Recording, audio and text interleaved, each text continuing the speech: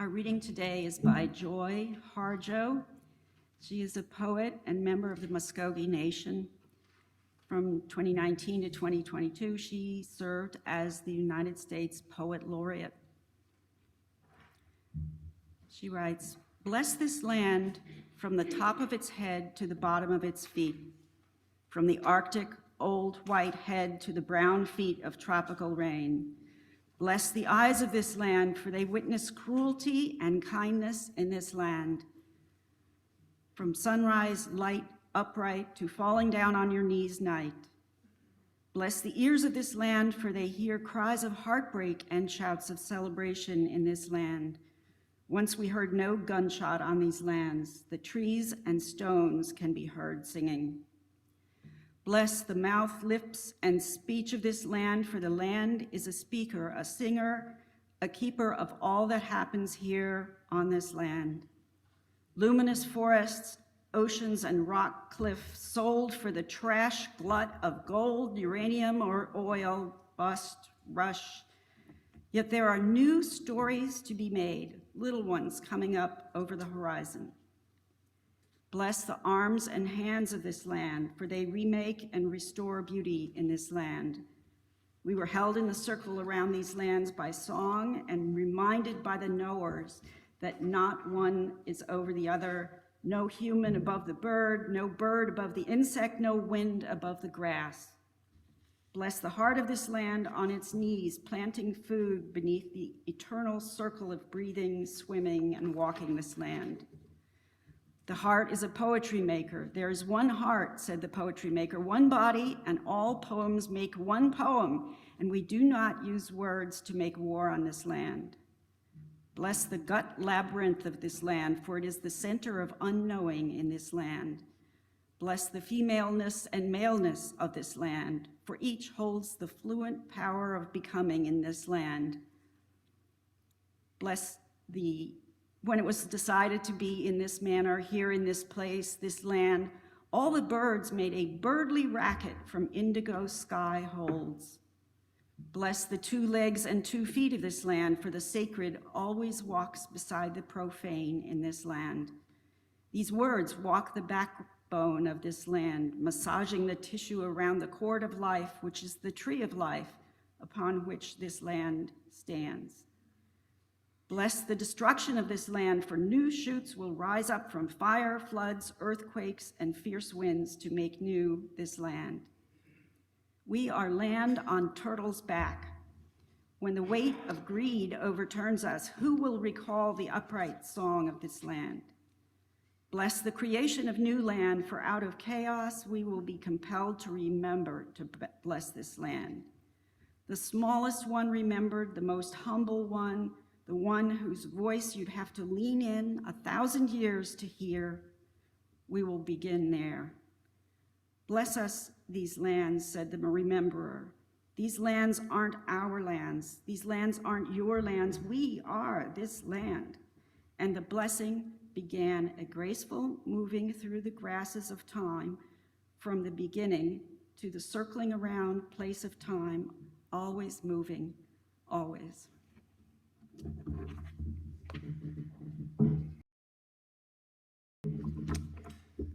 Before I begin, I just have a couple thank yous. Thank you, Ron, for setting up that song by Vincent Neil Emerson talking about his Native heritage. Thank you also to Katherine and to Jack for the welcomes earlier, especially the birthday song. That was a great surprise. It is, in fact, my birthday tomorrow. So it is a great gift, actually, to be with you all today here at Unitarian Society of Ridgewood. And thank you all to each of you for inviting me into this place where I'm told the monthly's theme is, where do I belong now? Or at least that's what I'm told, like I said. And I just want to say at the outset that because this is a very strange experience for me, because I'm here as an outsider preaching to you all about the theme of belonging here in this space. After all, I don't actually belong to this congregation. I'm not a dues-paying member. My apologies to Jack and the board and everyone else on the Asset Management Circle, which is what I believe you all call your financial committee here, which is a great name for it. I'm going to push to change that in all my congregations. So I haven't really been here before And so it is very strange for me to be up here talking about belonging to all of you in this place where each one of you gathered here today certainly belongs more than I do. But I think that besides the welcome, I think that we've all had these moments in our lives where we found ourselves in places where we felt like we didn't belong. It's actually one of those few experiences that I think we can call universal. Those moments in our childhood when our childhood selves or the children gathered here struggled to fit in with classmates at school. Those moments when we find ourselves at a dinner party where everyone else at the table has different political views. Or perhaps those moments when your family gets lost during a road trip through Ireland and winds up in the middle of a sheep field, where you meet an Irish farmer who laughs at you as he asks, "Lost, are ya?" I swear that one is hypothetical. The point is, jokes aside, I think that this feeling of being out of place is something that we've all experienced before. And for me, the time that I experienced this most intensely was right after I graduated from college. As you heard a little bit in my bio, that year I packed up my bags and I headed west to rural Montana. I moved there for an AmeriCorps volunteer year. Perhaps some of you have heard of such programs. And I spent that year working with the local Indigenous communities out there. Specifically, I was working with the Northern Cheyenne and the Crow, whose reservations are out there. In my day job, I mentored high schoolers in a dorm at the local Catholic high school. And most days, this job entailed exactly what you'd find in any other after-school program at any high school in the US. There's lots of tutoring in algebra and in English. There were lots of weekly game nights and other activities like movies. And there were countless conversations with the kiddos about their crushes, all very serious. But of course, this wasn't just any other high school. All of our students were Native, and almost all of them lived on the nearby reservations. And about half of my coworkers were also Native. In Indigenous traditions, they played a prominent role in the life of the school. For example, one of my coworkers, a lovely Northern Cheyenne man and elder, blessed the dorm at the beginning of the year by smudging it with burning sage. Sage that he had gathered and prepared himself according to traditions passed down to him by his ancestors. For me, this was all entirely new. I'd grown up in Pittsburgh suburbs where the homes and the inhabitants both looked, I think, and I suspect after seeing a little bit of Ridgewood here today, a lot like they do around here. Before moving out to Montana, I'd met only a handful of Indigenous folks, and I certainly hadn't lived or worked with them either. I felt so out of place that year, so much like an outsider imposing myself. And often I found myself wondering, do I even belong here? Is this a place where I'm even supposed to be? Now, as most of you probably know by now, tomorrow is Indigenous Peoples Day. It's a day that invites us to grapple with those same kinds of questions that I was thinking to myself out in Montana. It's an invitation to reckon with our own belonging here on this land, to reflect on the question, do we belong here? And in a very real sense, the vast majority of us who are not Native don't belong here. That's a reality that's inspired, at least in part, Indigenous Peoples Day. It was a holiday that started in the 90s as a protest to Columbus Day.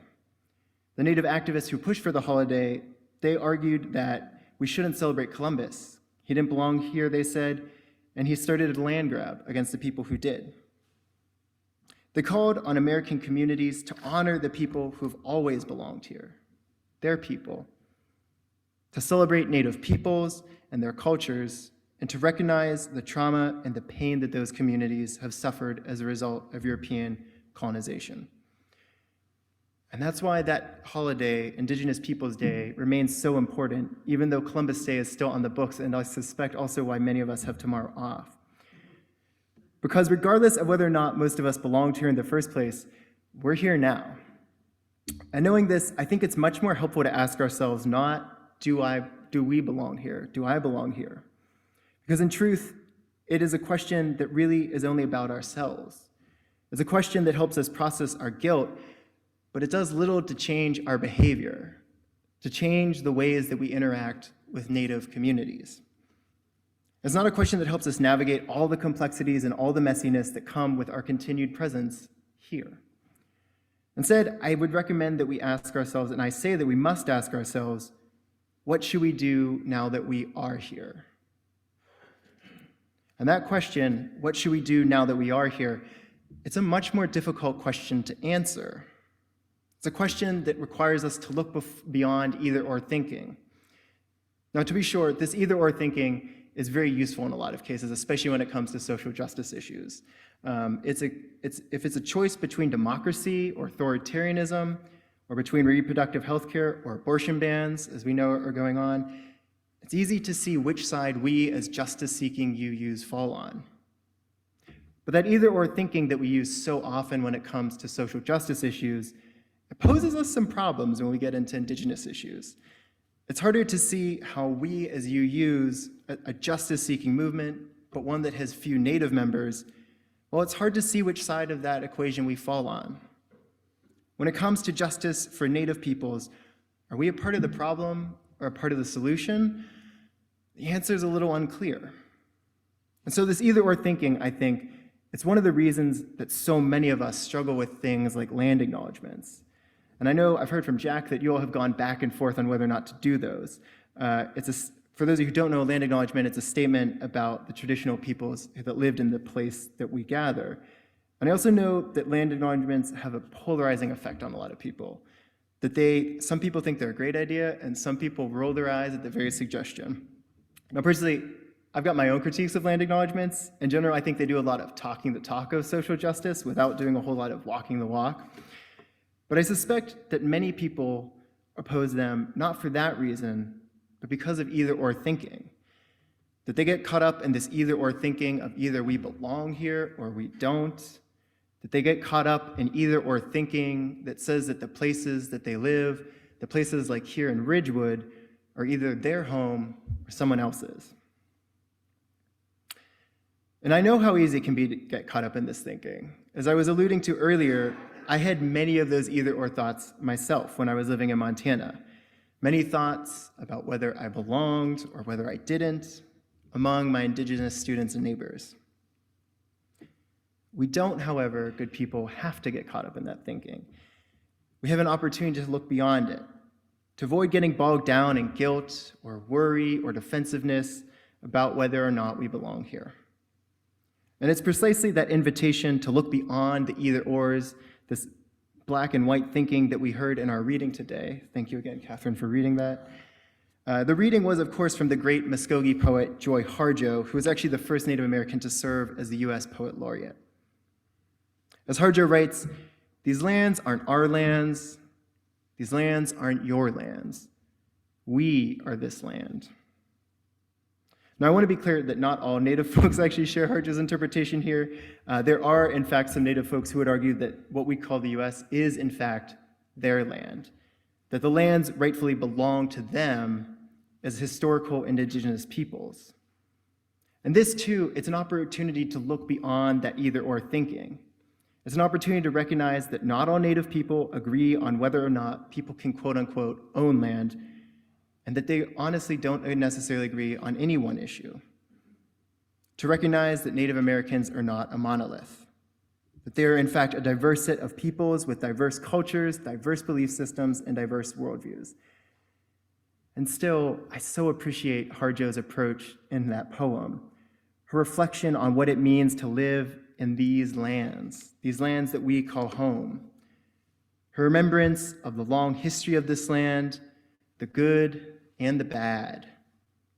And I appreciate it because the both and approach that she uses, it offers us so many more paths forward than either-or thinking that we so often fall into. Harjo knows just how much pain and suffering Indigenous peoples have endured in these lands. And she knows that because of her ancestors and because of the history. And she writes, "Bless the eyes of this land, for they witness cruelty.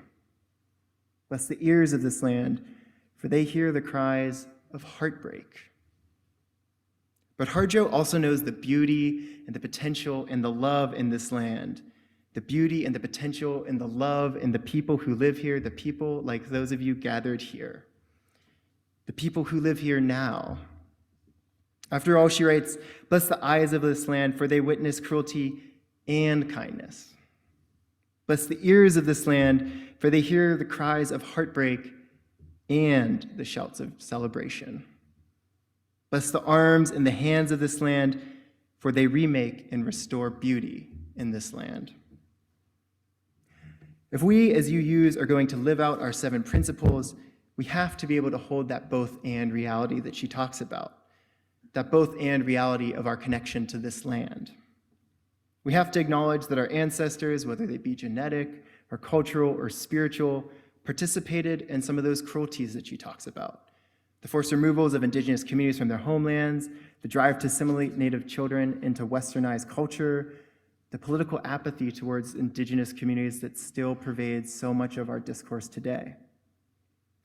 And also, in addition, as UUs, we have to hold on to our desire to bring about a better future for this land.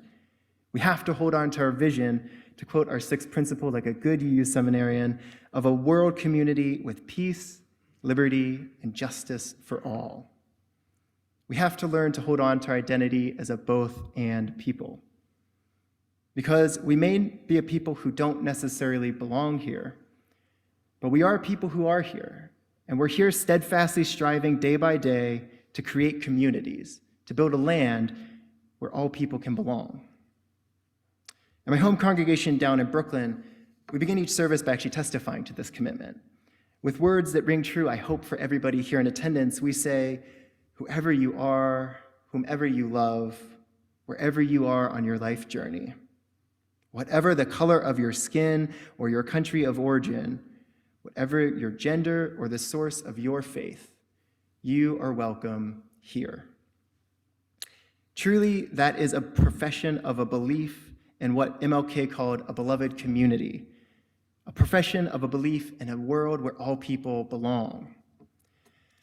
And yet, I think all of us know that much work remains to be done until we have that world. And before we go, I want to bring our attention back to the topic of today, the Indigenous Peoples Day, to the Indigenous brothers and sisters and other siblings beyond the binary that I was talking about. With regards to our Indigenous communities, how can we, to quote Harjo here again, remake and restore beauty in this land? I think there's a simple answer to that, but a difficult task. And that answer is that we must ensure that this land, their land, remains a place where Indigenous people belong. A land where Indigenous people can belong. Because sadly, tragically, that's not the land that we always have today. And this doesn't mean that those of us who aren't Native, like myself, should just suddenly anoint ourselves as saviors, that we should decide what Native America needs.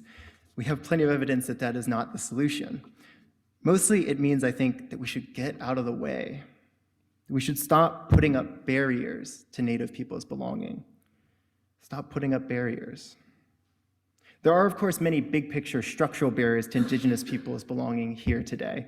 We've talked about some of them, but they're still ongoing. Just this week, for example, as I was finishing this sermon, I read about an attempt by conservatives in Montana to restrict voting access for Native folks living on reservations. Native folks living on reservations like my old students, my old coworkers, and my old neighbors. An attempt which thankfully failed. It's just great to read about some good news these days. But there's also many more micro, day-to-day barriers to Native folks' belonging. Barriers that we encounter every day and perhaps unwillingly participate in, even if we don't realize it. I remember one day shortly after I'd returned home to Pittsburgh from Montana. I just finished that volunteer year that I've been talking about, and I was sinking into the nice, comfortable rhythms of my East Coast suburban life. My twin invited me to go with them to our local food co-op, and I went with them, grateful for the chance to catch up with them on the car ride over and as we were in the store. As we were checking out, I caught a glimpse of something familiar, but something that I had not expected to see there. And out of the corner of my eye, I continued to look at it. And I walked over, and I discovered that there were bundles of dried white sage, wrapped to look like the same ones that I had seen at various ceremonies out west. Instructions for smudging, read the label. Suddenly, I felt a wave of emotions welling up in me. Sadness, anger, And all I could think over and over is that I would not want any of my students to see those bundles for sale, those bundles which were sold by and for non-Native folks, those bundles which had been prepared and commercialized without any of the traditional preparations that my coworker had so diligently performed for the ceremonies at the dorm. I knew that any place selling or burning those commercialized bundles was a place where my students would feel like they did not belong. My students actually had a word for non-Native people, and let's be honest, mostly white folks like me, who were drawn to such aspects of Native culture. Wannabes, they called those people. People who want to be Native. People who want to partake in the aesthetic elements of Native traditions like smudging without understanding their connection to very specific people, living very specific lives in very specific cultures.